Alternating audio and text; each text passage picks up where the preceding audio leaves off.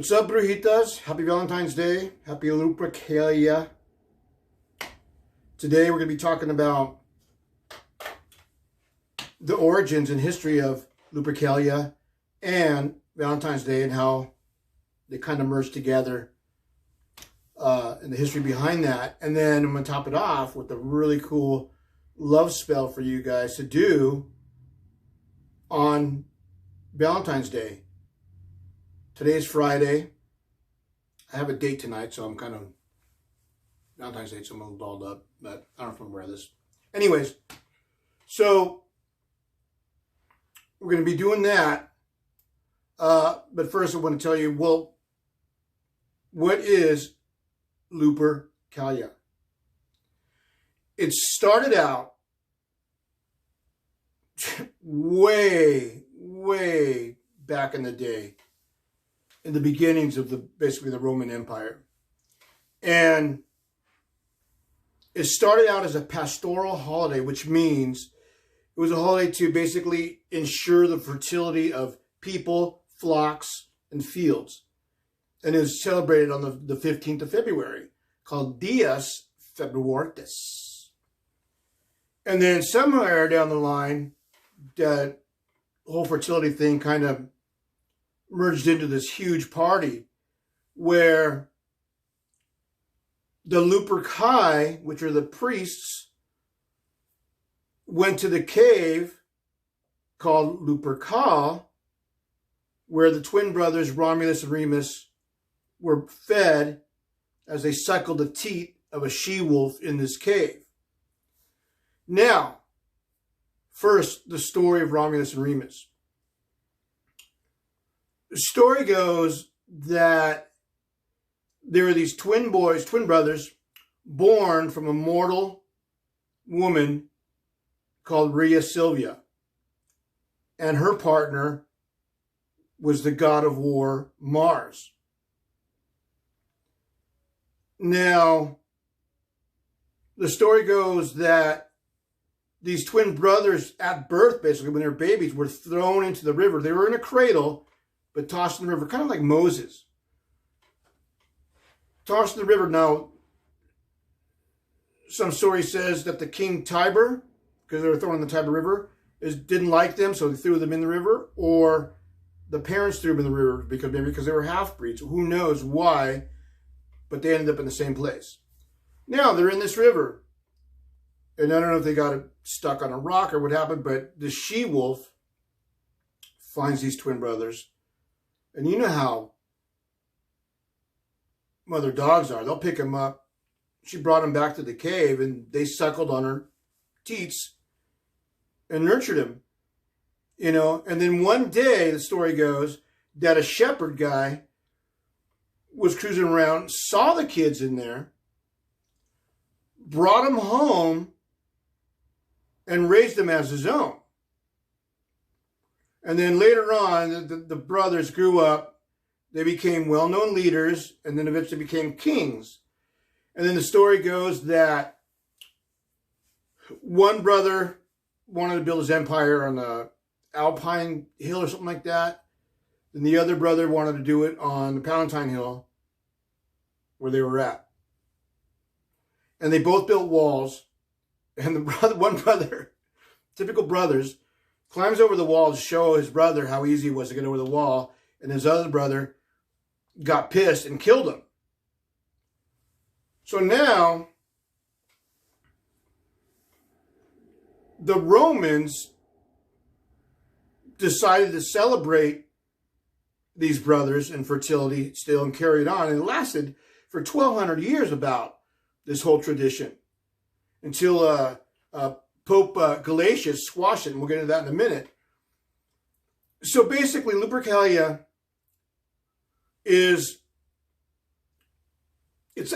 some stories go that it's a 3-day festival from the 13th to the 15th. Some say it's just strictly February 15th.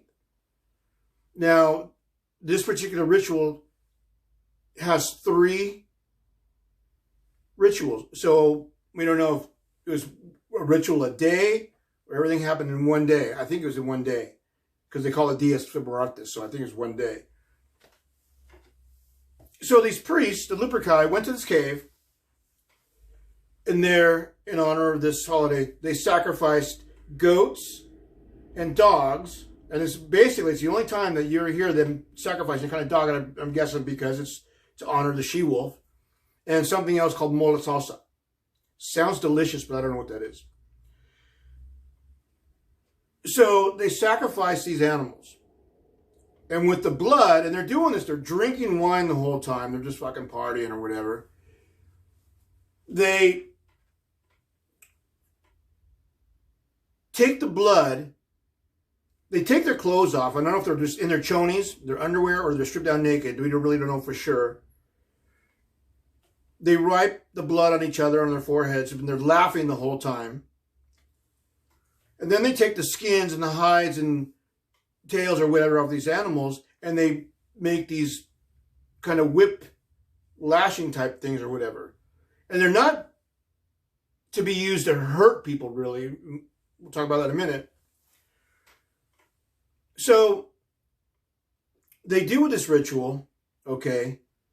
Now they say, okay, you guys, line up in 2 groups because we're going to go streak down the city. It's going to be fun.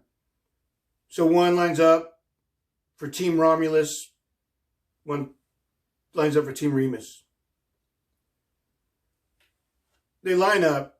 Then they go, well, we can't go on the streets like all covered in blood. They're going to think we killed someone or whatever. So they wash each other off with goat's milk. So they're kind of clean or whatever. So now they take these lashings or whatever.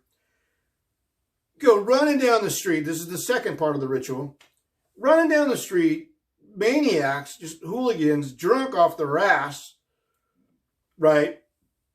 And they're smacking people with these things, but not hard, not in a mean way. They're doing it in a playful way. And the chicks know what it is, what's going on. And supposedly that the girls would like bend over, stick their butts out, so they would hopefully get hit with these, because getting hit by this whip was a sign of fertility and good luck. So they ran down the street, yelling, doing this or whatever. Okay. And then after they did that, the third ritual was apparently that they was like, I don't know, for some kind of lottery, wife swapping swinger orgy type thing, but they would pick a mate. Some people say that they would have sex with the other people's wives because Pope Galatius and the other pope thought it was because it was adulterous, so that's why they squashed it. But so they would hook up and get together and do this. And then whatever mate that they picked, usually somebody that they hit in the butt with this whip with or whatever, they would shack up with that person that night and then be with them for the rest of the year, hoping for good crops or whatever their tale goes. So now, like I said, this lasts for a while. And then Pope Galatius, okay,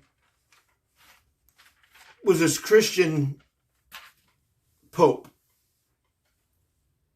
And he's like, this is too weird.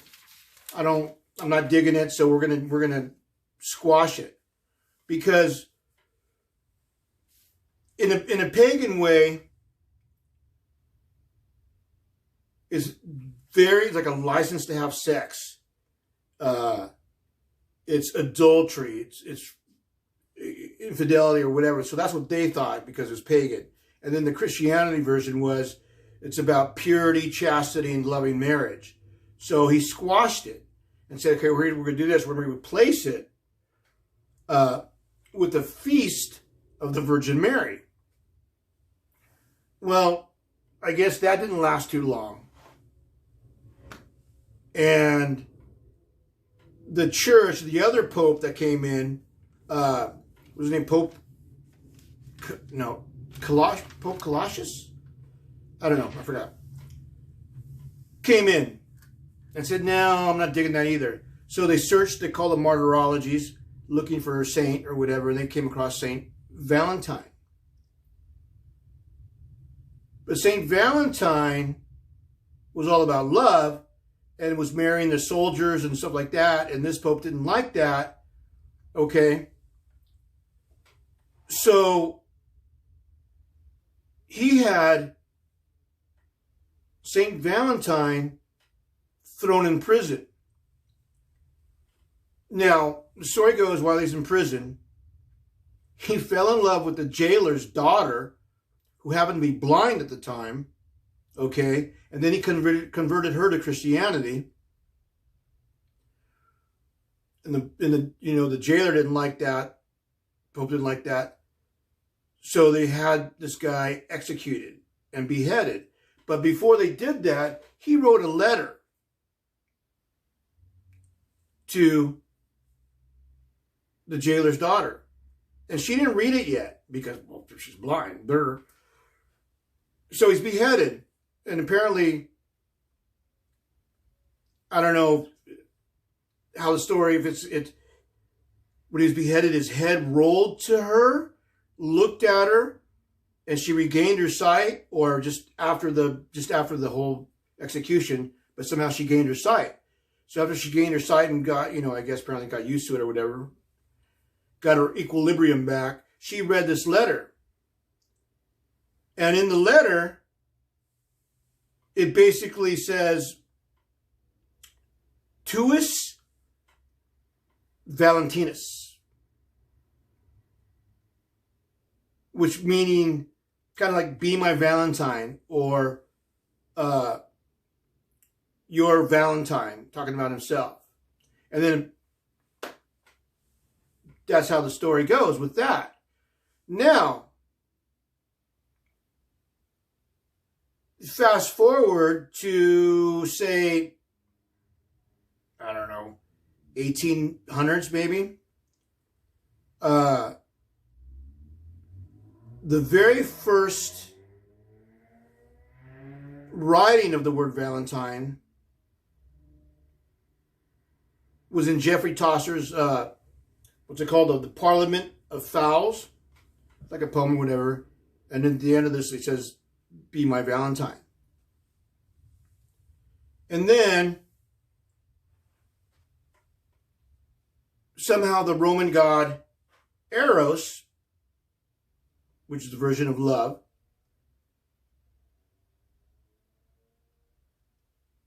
who is the son of Mercury the messenger and Venus the goddess of love. But they turn Eros into a little chubby cherub. Call him Cupid. So that involved, the church accepted it, and I think it was in 1909? Early 1900s, when the very first Valentine's card came out with the baby cherub and Cupid on it. So Valentine's Day, as you see it now, is such a materialistic bullshit holiday perpetrated by the man. It's just ridiculous. But that's how it kind of came about. It originally started with lupercalia, merged, and then somehow merged into Valentine's Day. So I hope you understand a little more about Valentine's Day and lupercalia, because in the world of witchcraft, we like to celebrate lupercalia. And I wish it'd bring it back, because I would love girls running around, running after me in their chonies. That's great. But unfortunately, we don't really do that anymore. I think there's some countries that do. I think maybe the children do it. I believe I heard that story, that some kind of a representation of that. But, so, I hope you guys dug that. Now, we're going to get into a little bit of spell work for you, just for Valentine's Day. Now, let me give you some disclaimers and some things. And this particular love spell that I'm going to do, and I'm not going to share a whole lot of spells in particular on my channel, just because, I don't know. Maybe if my heart changes, I don't know. Because the spells are special to me. especially this particular spell. And the reason why I'm doing it is because I did this about a month ago. And literally the day after I did this, I started receiving messages from the universe. And so far I've received 4 messages. I'm not going to tell you what they are because they're personal to me, but 2 came from scrying. So I do a lot of scrying and crying, but scrying in the candle flame. And then 2 came through me through lucid dreaming. And they're pretty heavy messages. I'm like, wow, really? Cool. You know, I mean, so it's like, what do I do with it? I don't know, you know. So like I said in my last video, kind of did my spell, just let the universe handle it. And there it is. So I'm curious. So I'm going to do this spell for you guys. And this is a big spell. A little bit of work to it, and meditation and casting a circle and stuff like that. You want to do it right. There's a portion of it in it that I want you to understand that you cannot, please don't do it and try to manipulate somebody else's will. Just don't do it, because that's not what this spell is about. It's about finding love. And to be honest with you, I would much rather meet somebody who I've never met before, don't know, by just random chance, and fall in love with them, like love at first sight type of thing. Then chasing after somebody that I've known for a while, you know, or doesn't want me, but I'm going to try to force their will upon me. That's not cool. So please, number 1, do not try to manipulate anybody else's will. 2, this spell contains oil. So if you're allergic to any kind of oils, substitute it for something else or don't use them. And it requires 2 candles. So if you're playing with fire, do it in a safe container. Okay? A fireproof container, bowl, plate, whatever it is that you have. Okay? So I had to look into my book of shadows for this because there's a kind of a lot to it, but and I don't remember squat. So I'm gonna wing it. So let's get into it. All right, you guys. I got all my stuff together. I'm gonna go over it with you. You have for this spell. First, to cleanse our stuff and to cast our circle, things like that, we're going to use incense. This particular incense, since it's Valentine's Day and we're doing a love spell, amor, love. Okay, so we're going to be doing that.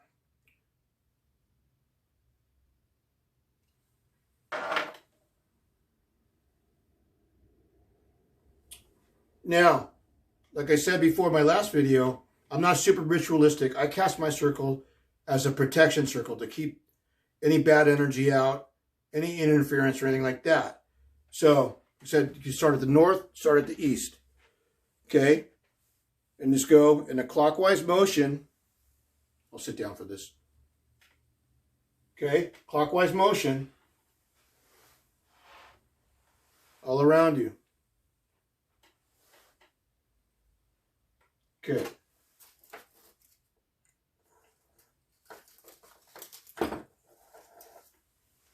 Now,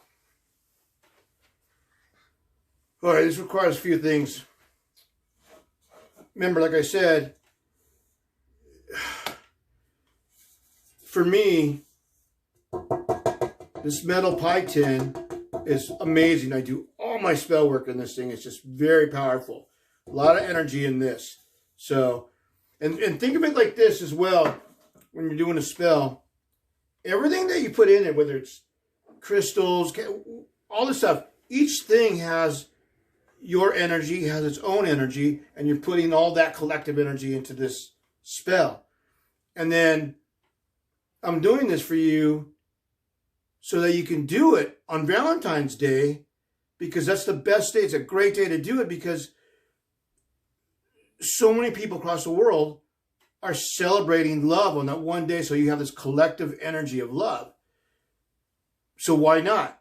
So, and then if you do this spell, do me a favor. Let me know if it works for you. If it doesn't, or anything that happens, leave them in the comments and just let me know, you know. And then, okay, so now in this spell, piece of paper. Now, in my disclaimer that I said, don't manipulate anybody's will. This particular spell, there's 2 ways to do this.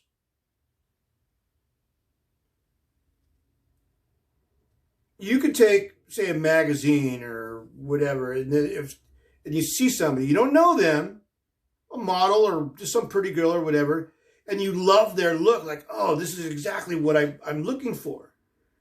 You could take that picture, okay? And on the back of it, or no picture and just paper, write your intentions on it in precise wording of what you want, but also do it with gratitude and do it in the past tense like you already have it. Okay? So you have that. And set that aside. Now, you'll need 2 candles. One red, one pink. Red candle signifies love, lust, sex, passion, all that groovy stuff. Red candle. Pink candle signifies happiness, romance, the good times that you'll have together, the fun, the laughter. Pink candle. So, for stones that represent love, clarity, you'll need clarity, so if that person comes along, you'll know. Rose quartz, of course. And this one's shaped like a heart, too. It's kind of cool. Citrine. They all have their own special, unique energy that pertains to love and cleansing and grounding and all that stuff that goes into this. It's good to have. And, of course, the granddaddy crystal to energize them. If you have any kind of trinket, anything that has to do with love, like I said this before, I found this on one of my daily walks. It's a heart-shaped pink piece of glass. I think it was a lens from some glasses. Kind of groovy, so I kept it. I use that. We're going to put that in our thing. An amulet, talisman, whatever that you have, that you wear a lot or want to. We're going to energize this, okay? So at the end, so you carry it with you. Oils, okay. For the red candle, we're gonna make a special love herb oil to anoint our candle with, and we're going to use rose, signifies love, for the red candle. And then you have your choice for the pink candle. You substitute or whatever. Cinnamon, once again, for love. Or you can buy something pre-made. This one's called Catch Love. I get it from my supplier.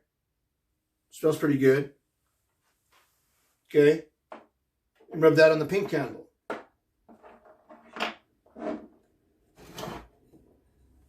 Now,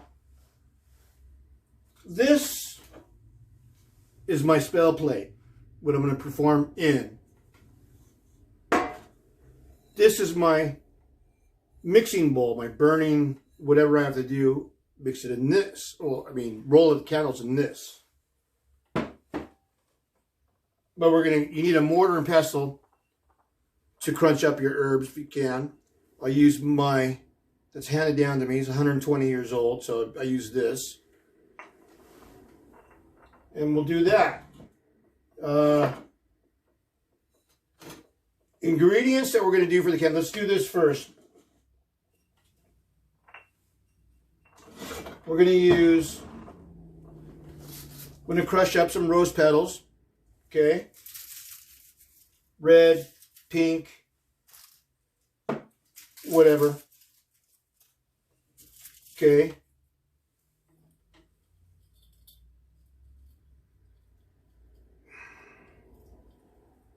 Some rosemary for cleansing, clarity.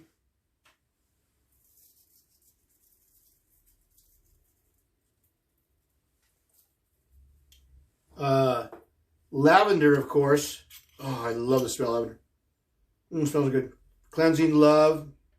Just help you not stress over this. Use a little bit of that.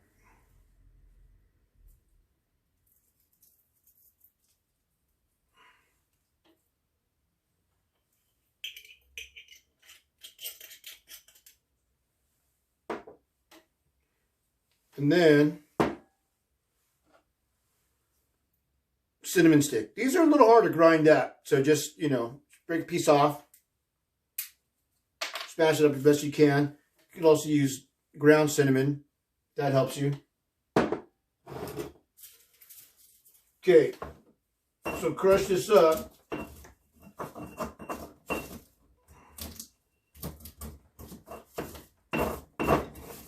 Can you see?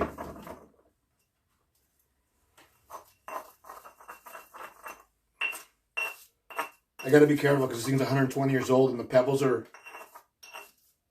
getting pitted.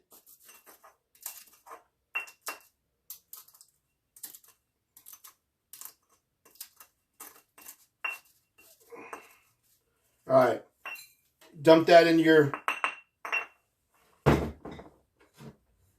mixing bowl.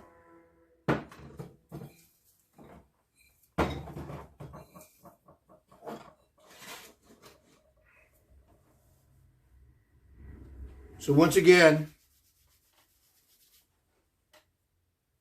take your red candle. Let's give it a good cleansing first. Swish it around in your smoke. If you don't want to use incense, you can use sage or Palo Santo, whatever. Cleanse it. Okay. Now, we're